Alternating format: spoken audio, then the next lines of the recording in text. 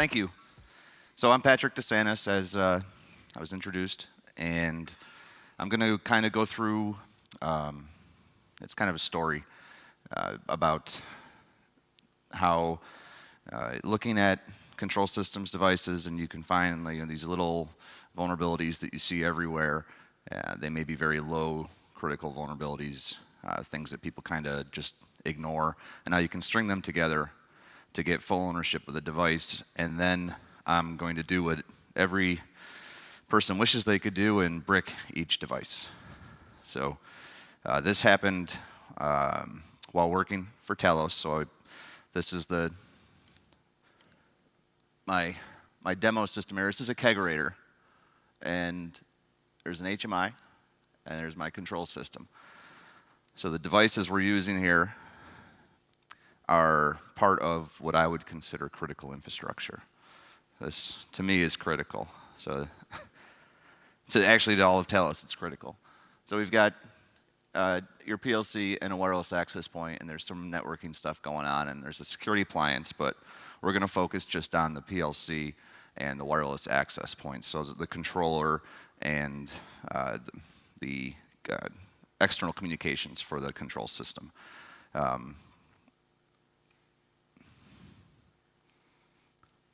Within Talos, when we do a vulnerability discovery of these devices, generally it is the researcher's choice to pick what they want to work on. And so I chose these simply because they were in use in the kegerator. There was no customer demand. There was no external requirement driving this. So because they were pouring beer for us, I need to look at them, make sure that they're at least a little hardened. And then what we do is we disclose the vulnerabilities to the vendor. We work with them to get a patch out. We create detection. If it's a network-based attack, we should be able to pick it up with an IDS. If it's like a code execution vulnerability, there's antivirus signatures and that kind of thing. And then we released everything to the public, everything, including full proof of concept of the vulnerability and any indicators of compromise if it were a certain type of exploit or IDS signatures. And then we do it again and again and again. So the first one we're going to look at is the wireless access point. This is around $1,000 industrial wireless access point that is essentially like a home router, but in a very solid industrial enclosure. So it feels solid. You open it up, you take a look at the parts inside, and there are a lot of the same parts you'll see in other, $50 to $100 small office, home office type equipment. They're advertised for use on automated vehicles, like warehouse management and automated storage and retrieval. So vehicles that move around warehouses by themselves. These are the wireless access points. The communication between them, they create kind of a mesh network. They're also used on high-speed rail trains. If you do a little bit of Googling, you can find several examples of trains in Europe mostly that are using these on the actual train system itself, not the control system for the train, but the car-to-car wireless network, which is never bridged to any other system, right? There's probably no way to get from that network to the control network for the train. I'm joking. There's sarcasm there. And of course, as advertised, it is unbreakable. And that's my talk, because I couldn't break it. It was completely unbreakable. I'm done. No, it's very, very breakable. In fact, just trying to test it was a challenge because the device, which is unbreakable, and it's just a control systems device, so we're talking these things should be built for high availability. But a simple scan causes the device to crash very frequently. I mean, to the point to where it was annoying. Every couple of minutes, I needed to reboot this device, power off, power on. There is no legitimate access to the operating system for the person or entity that purchased the device. So you have access to a limited shell or a web application, but no access to the underlying operating system. And then it just keeps crashing. So every time you do a little bit of, this is a GET request through the web server for A, and it's seg faults. And seg faults are not something you just kind of brush off. I mean, this is a memory access violation. So that application is trying to read or write to areas of memory that it should not be doing, and all we did was try to get A. So every single web application vulnerability scanner on the planet is going to do this within the first 10 seconds of you hitting scan, and we're seg faulting already. So on the positive side of things, because it's tough to evaluate, I got to do a lot of things manually now that before would be automated. But it looks like things are not going to go well. And the limited shell environment, so you SSH in or you telnet in, and this is what you get. Very basic setting changes, network, like IP address. A vast majority of the configuration of this device is done through the web application. So this is almost useless even for the authorized user. You can do some, change the time, change your IP address or your gateway, maybe look at some logs, there's firmware update, and that's it. So we're going to start by looking at the firmware because the devices are difficult to look at dynamically. It's difficult to do dynamic analysis of the device if it crashes every time you say boo. But first thing we'll do is look at the firmware file itself using BINWALK, which is going to walk the binary and look for magic bytes that match a signature. So if this were a standard firmware that had no encryption, no obfuscation, no compression going on, it would walk and it would tell me, it is this file system, and we could actually extract it and take a look at it, but we get no results here. We take a look at strings, and it's going to look for L printable characters and eliminate it to anything above 10 consecutive printable characters. And this is what we get. It's garbage. And there's a lot of it. It keeps going. There's a lot of garbage. But there's very little in there that is readable, that looks like words. So we can look at the entropy of the file using BINWALK. The entropy of the file is an indicator of how well, or if it is compressed and how well it is. So at the top of the chart we have 1, that's 100%. So if it's 100%, that means that's almost perfect crypto.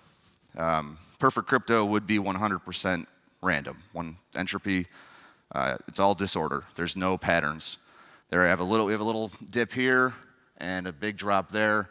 There were some strings at the end that were just repeated.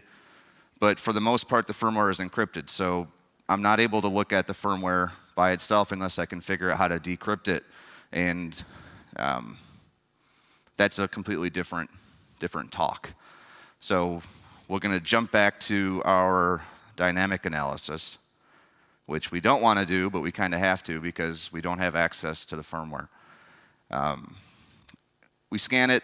We see we have SSH and telnet. They bring us into a limited shell. There's no easy escapes from that shell.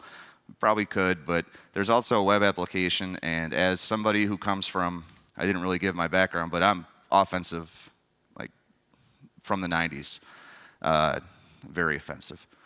And I see a web application on an embedded device, and I kind of just open a beer and go at it because there's a huge attack surface in web applications, and we don't have to rehash the same conversations of don't put web apps on your embedded devices if you're not going to secure them, and there's all this stuff you don't need. But there are a lot of places that take user input.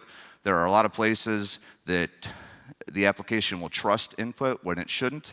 And then there are simple configuration issues that may not stand out to a developer, but to an attacker, when I see something like this, which is the login page, and I see that there's an uneditable field for the user admin, I know that there's only one user now, or it's expecting only one user because you can't change that.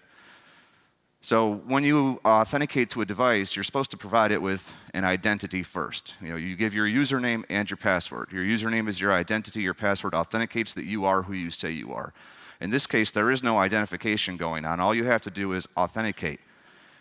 that's weird to me. So even if we just stopped looking at this here, brute force password attack is going to get you in 100% of the time.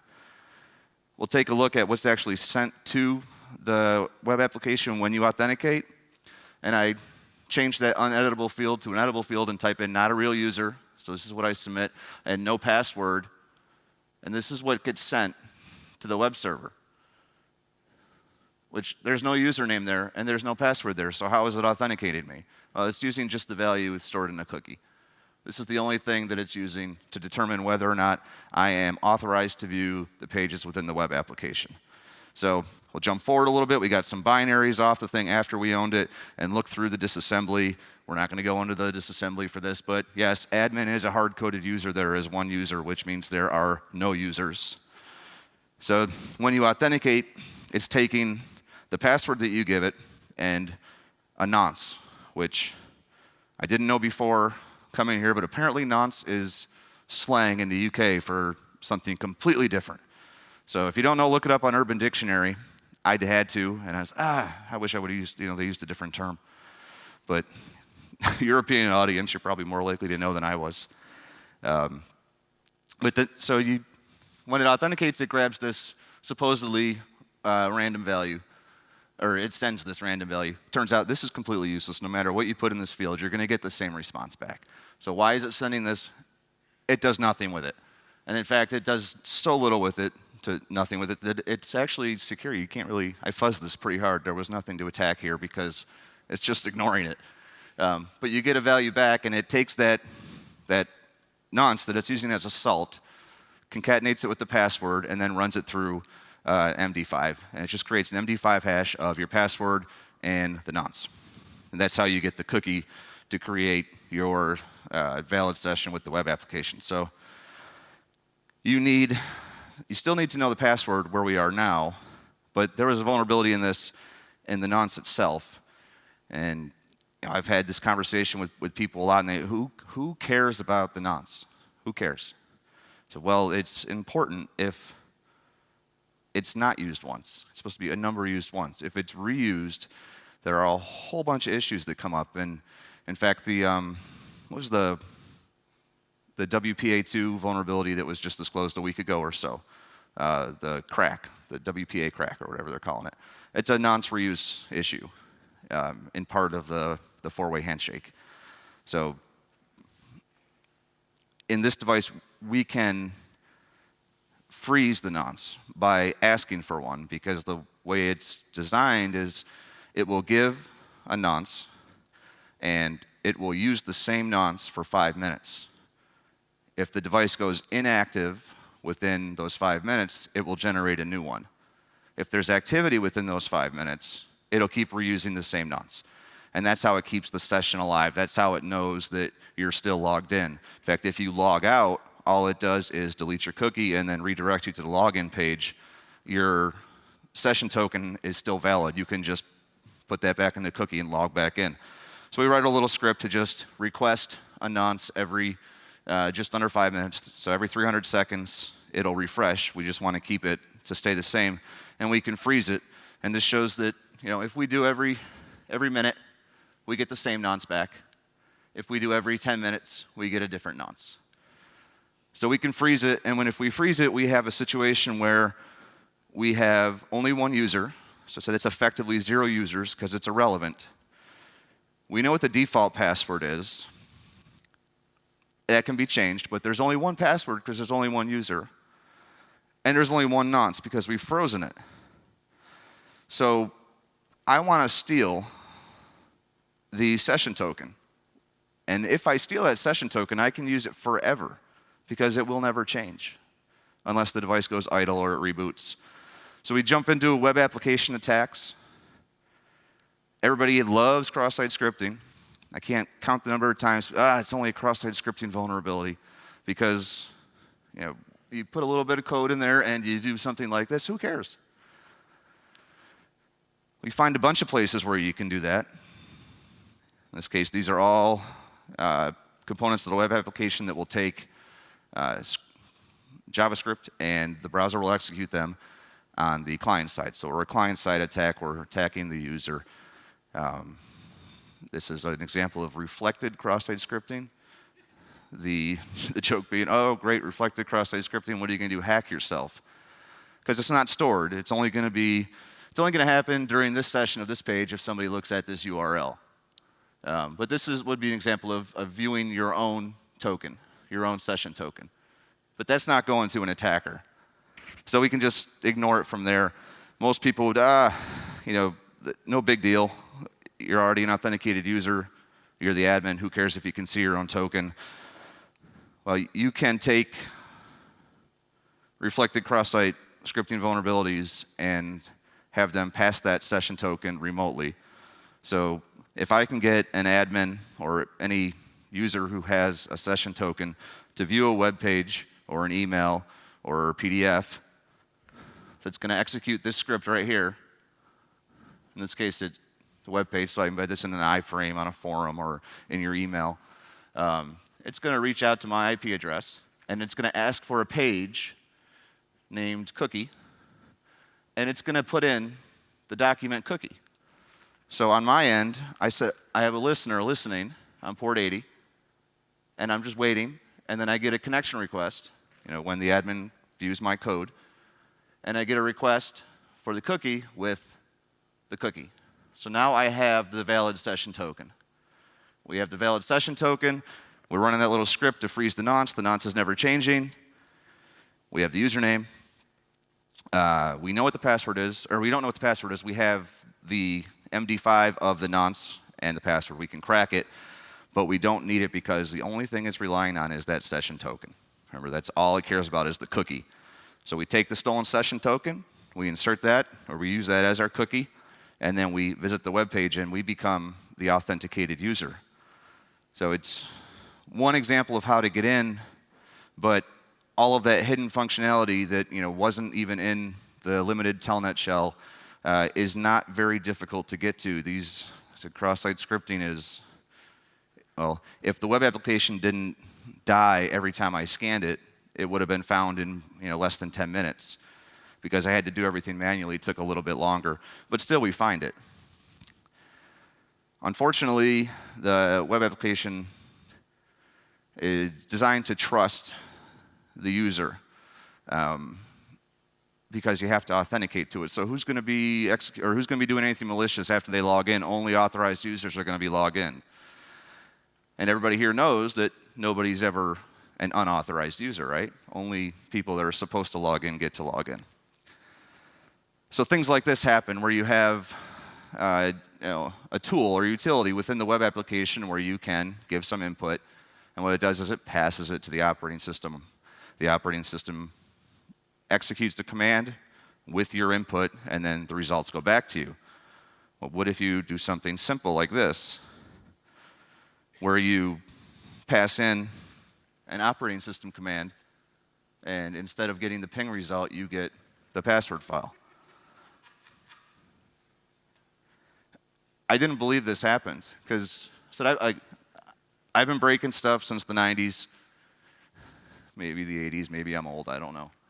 But doing it this simple, semicolon command, that hasn't worked in 15 years.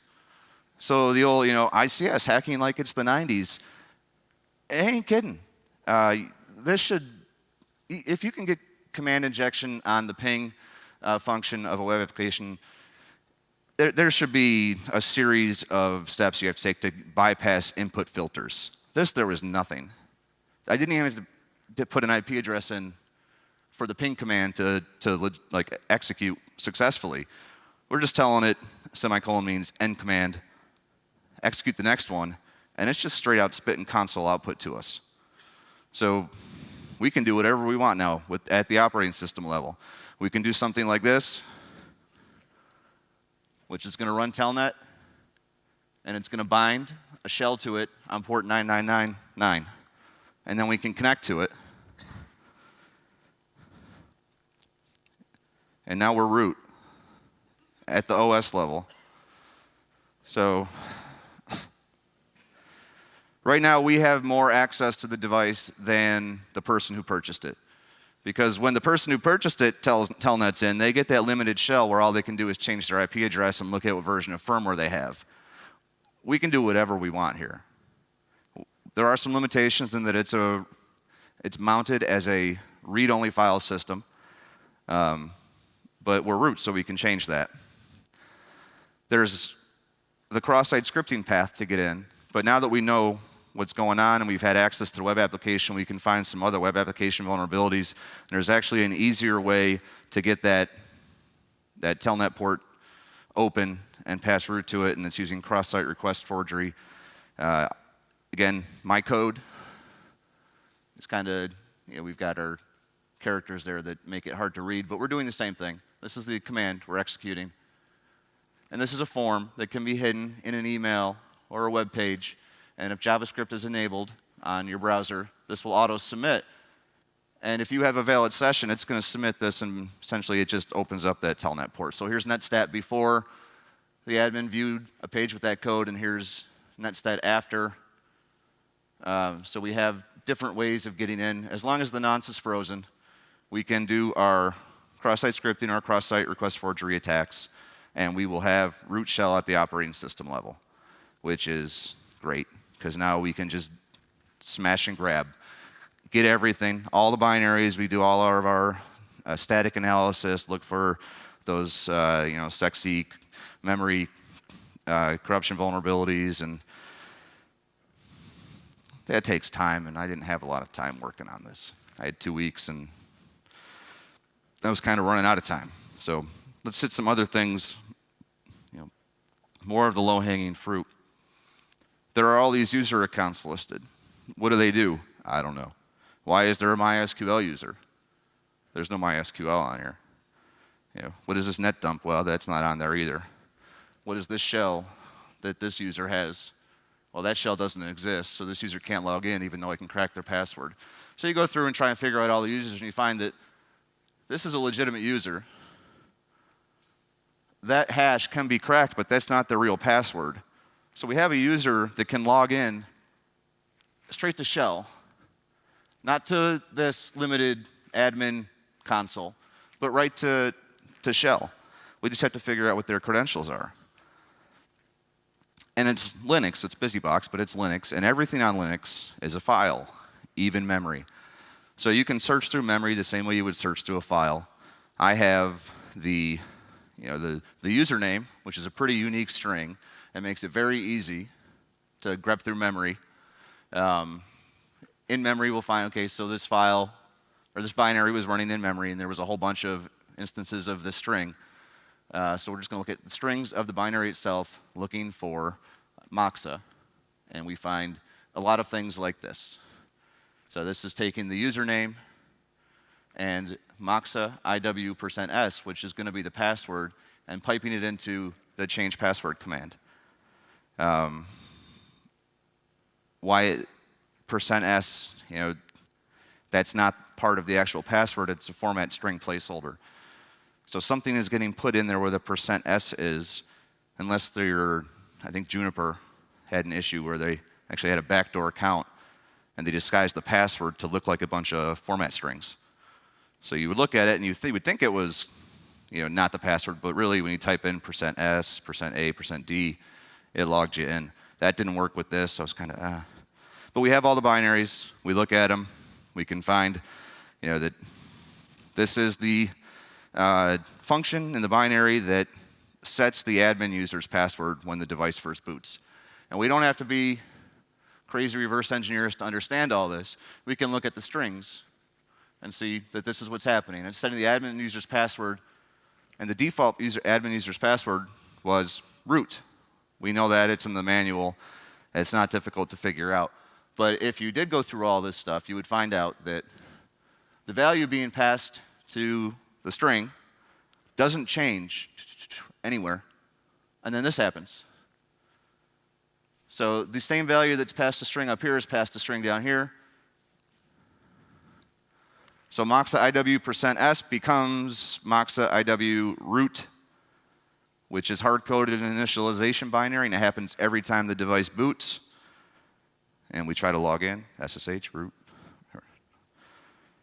And now we have legitimate root shell that we don't have to exploit the web application or rely on admin input or anything. We have more access than your normal admin, and it's at the operating system level. It's not, we own the box. And what do we do with it? We already have root. It's a read-only file system. We already stole all the binaries off of there. We could give it a backdoor. It's already got one. There are lots of files on there, Linux binaries and binaries from the vendor that do various things that we could mess with.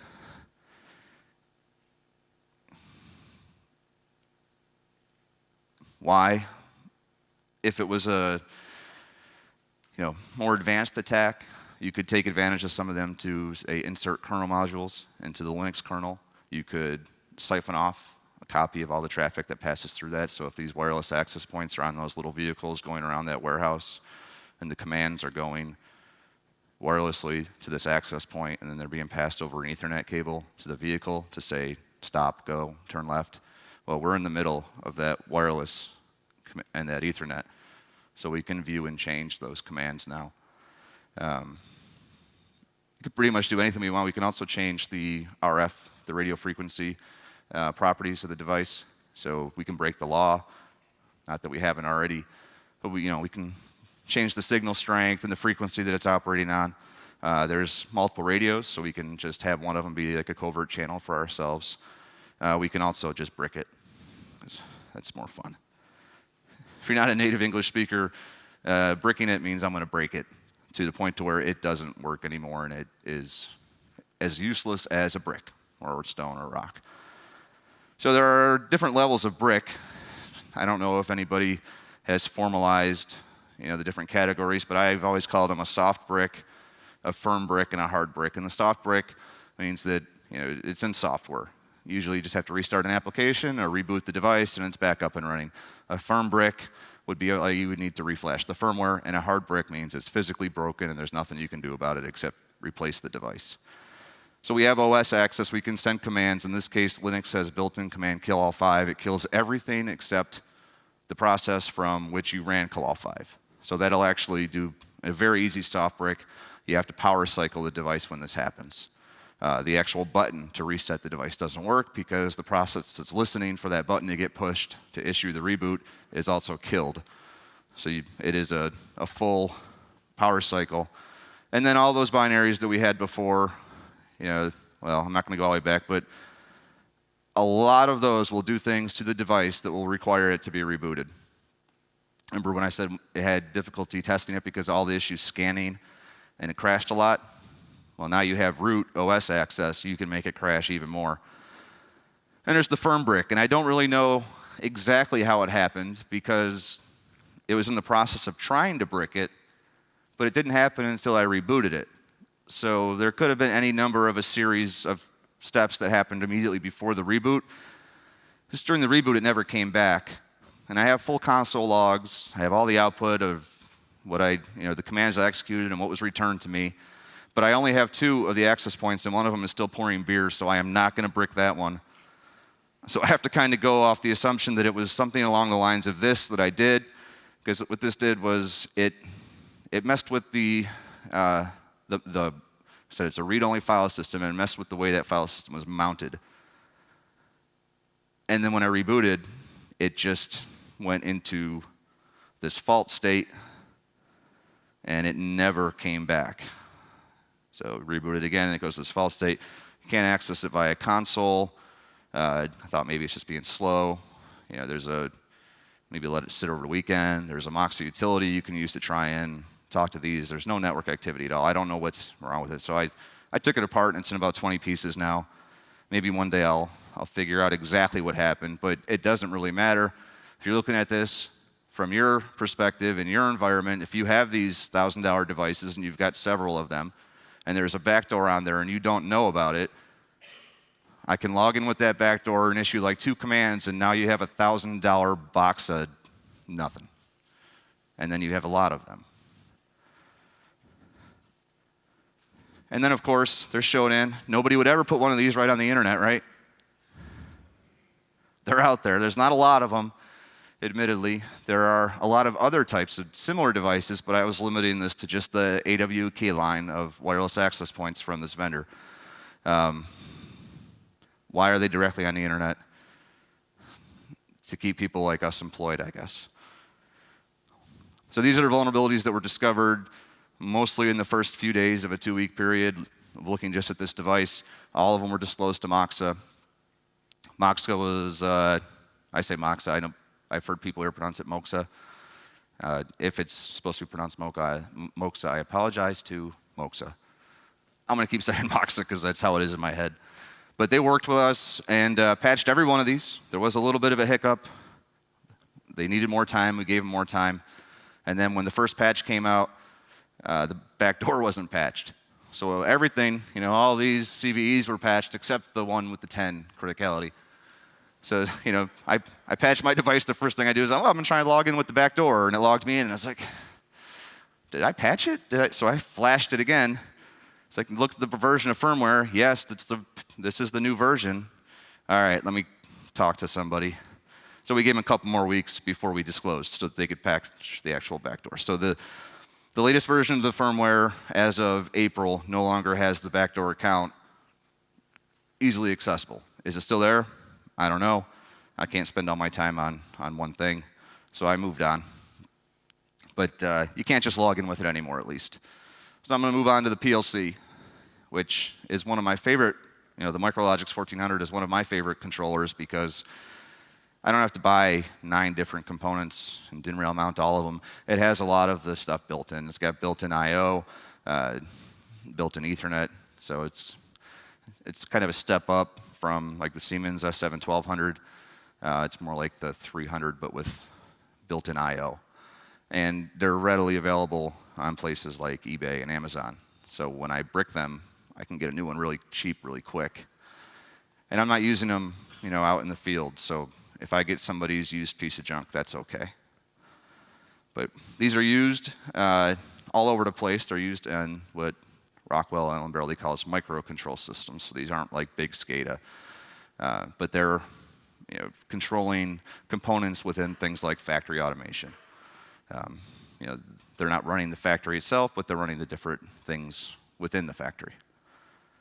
So we're going to use the same techniques we used on the access point, on the MOXA, but most of the things we did didn't really work. So we run strings and we get garbage. I see a couple of things that could be English. This looks like a web page, but it's mangled, so there's probably some level of compression or obfuscation going on here. And we go to BINWALK, which is going to look for those magic bytes, those file signatures. And we get a lot of web pages, but they don't really start until 160,000 bytes in. That's 160,000 hex bytes. So there's a big chunk of the firmware before this where we're only getting like 2 hits. What's there? BINWALK has a feature that allows you to search for opcodes to try and identify the architecture of the underlying processor that this code is running on. So we'll do that, and it tells us that this is a Motorola cold-fire processor, and we can actually have, in those earlier, those lower address spaces, we have some cold-fire instructions. So, code that should execute when you boot it up. And to validate that it is, in fact, a cold-fire processor, we can just open it up and look, and it is a cold-fire processor. So I can kind of trust that the results here are true. What's happening here is at the very beginning of the firmware, it's jumping.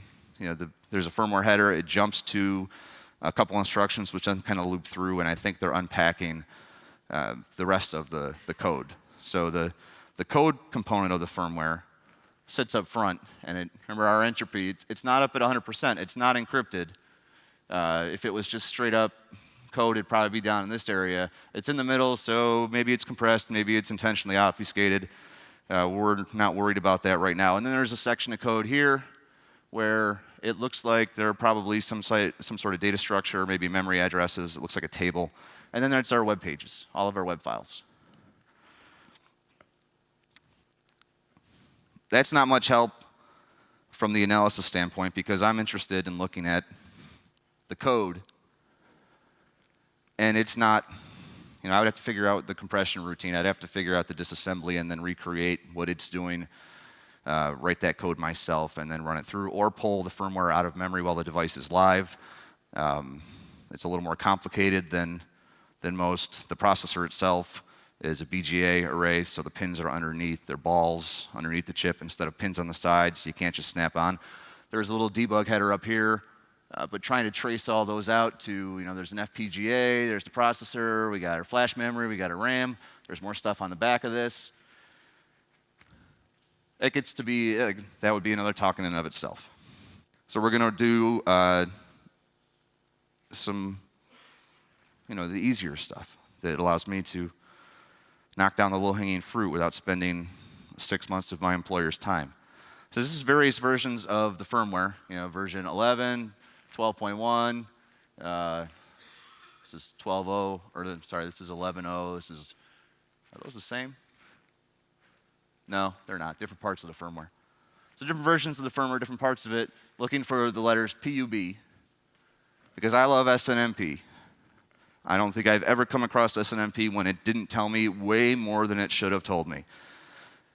And people forget about it because it's a UDP protocol. And when you've got your, people focus and they think TCP, connection oriented, something I can log into with a session and actually issue interactive commands. And SNMP is UDP. You can issue commands, but it's mostly fire and forget. And it's all over the place in control systems. Not only is it all over the place, it's unencrypted, unless you're using SNMP version 3, which is rarely implemented correctly. And even if you do have the capability to use SNMP version 3, you probably have legacy devices that rely on SNMP version 1 or version 2C. So it's still out there. And these community strings, public, and this one would be private if it wasn't mangled, function as passwords. So our authentication, you have to identify, and then you have to authenticate.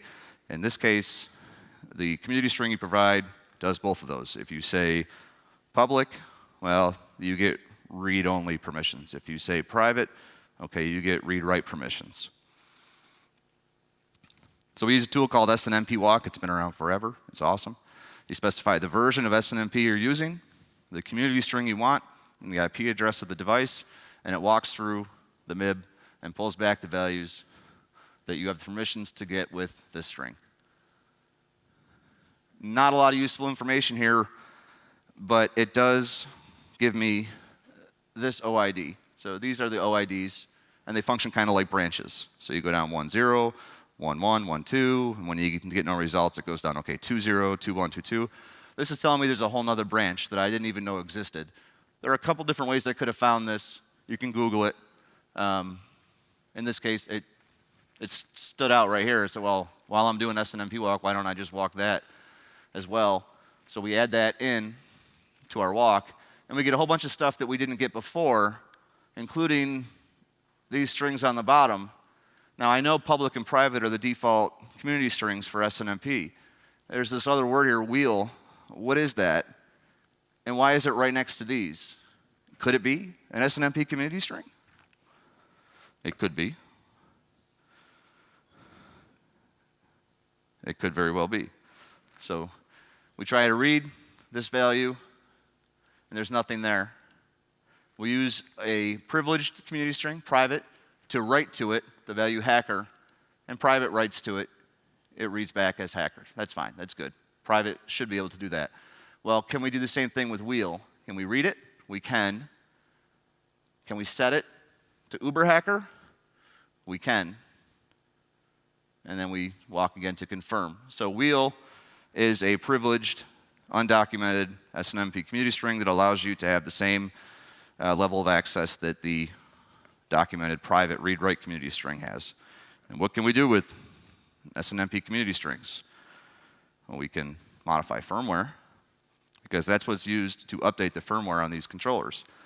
Well, if you use the MOXA tool to do it, what it's doing is it's setting a couple values to say, the firmware has this name, it's located at this IP address, now go get it. The device reaches out, grabs the firmware, checks it to make sure it passes its integrity checks, and then flashes it. You can recreate that using the SNMP set tool, which is part of the SNMP walk, SNMP set, SNMP git. Those are all part of the same little open source tool suite that's been around since I think the 90s. In this case, we use our backdoor community string. We say, you're going to get something from my IP address. This is what I named it. And instead of 1, 2, 1 is don't do anything, 2 is go. And then it reaches out and tries to get the firmware. If you have a TFTP server set up with the file with that name at that IP address, the device will grab it and will try to flash. If you pass all of the integrity checks, you're good to go. If you don't, then it reboots back into the previous version of the firmware before you did the update. So what are those integrity checks? Well, we've got checksums, and that's all we have. And other people have talked about this in the past. You can look, I think as far back as 2009, Dale Peterson looked at a different Allen Bradley controller and talked about the checksums. And there was another person that went at the Digital Bond Conference that did it maybe a year later. Not the micro, I think they were looking at the control logics, and the checksums don't work out exactly the same. They're in different places, but it's the same concept, the same principle.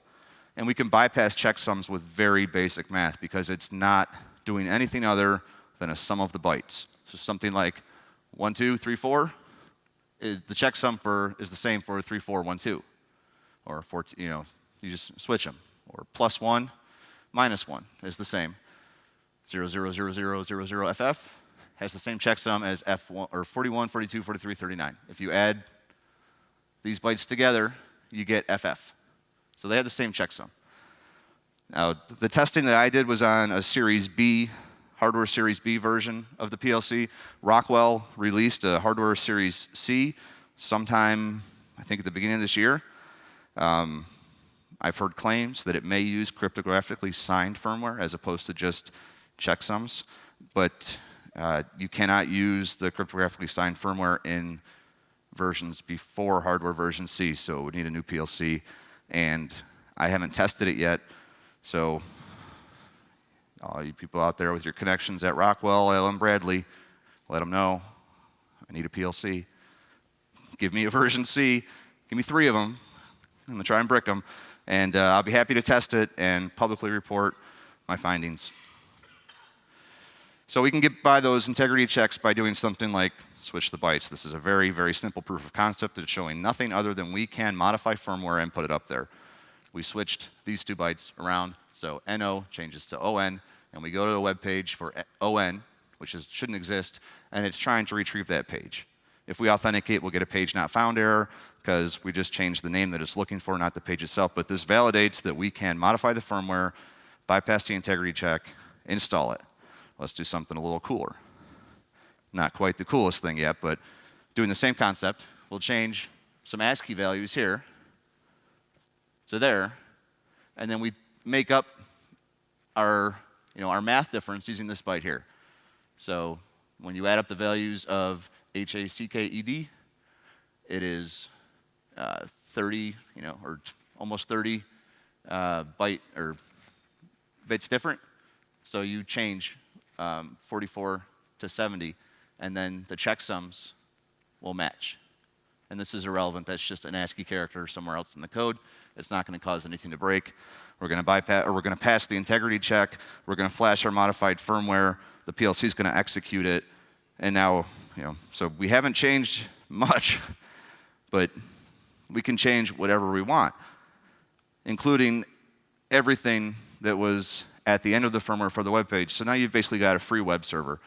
You can put whatever you want on there, fake ransomware, JavaScript that'll infect people. Try and mine Bitcoins with JavaScript. I don't know why you would, but somebody said, you can mine Bitcoins. Yeah. Or, excuse me, or we can brick it. So at the very beginning of the firmware, these are some cold fire instructions that are going to jump to this address, which is where the real code starts. So jump to the start of code, which is 150 bytes in, and the offset is hex 40,000. So if we change that to jump to itself, So we change 150 to just 00. Instead of jumping to 40,150, it's just going to jump to 40,000. So it's just jumping to itself. It loops. And the device will actually take that. It's valid. It passes all the integrity checks. It flashes. But there's another set of integrity checks going on after there that it does not pass. So the device reboots, and it tries to get the firmware again from the same place it got it before. If the bad firmware is still there, it'll retrieve it. It'll flash it. It'll reboot. It'll realize something's wrong. Rinse and repeat. Go home for the weekend. Come back after 4 days. It's still doing it. Put something at the network address that it's looking for and the file name it's looking for, and it picks right back up and tries to grab it just like no time had passed. So I'm out of time, so I'll go right to the punchline. I just did this. I moved some bytes. I broke it. I thought I was done. I Googled it. It wasn't broke. So I did it twice, and I broke it. And it never came back. I said, boss, I broke the PLC. I need a new one. He bought a new one. 5 minutes later, it was bricked. Look them up on Shodan. There's a lot of them, directly accessible. And then the hard brick. Don't mess with electricity, kids. Things break. So that's all I've got. If you have questions, I'll be happy to take them. Thank you very much. Well, I think we need to take that during the coffee break, or maybe we could just shoot a quick one if we have that ready for us. There you go. So how did MOXA handle your disclosure? So Telos has a team that does the interaction with vendors for the disclosure. As a researcher, I don't have to go to all the different vendors that I discover vulnerabilities in their products for. There's one team that handles that. And Cisco has a policy that we try to keep as close to as possible. So MOXA was, they accepted the vulnerability reports. They essentially held to our timeline for the most part. I think they needed an extra 2 weeks before they patched. And that was about it. And they actually gave us, I give them a thank you here. They gave us the source code for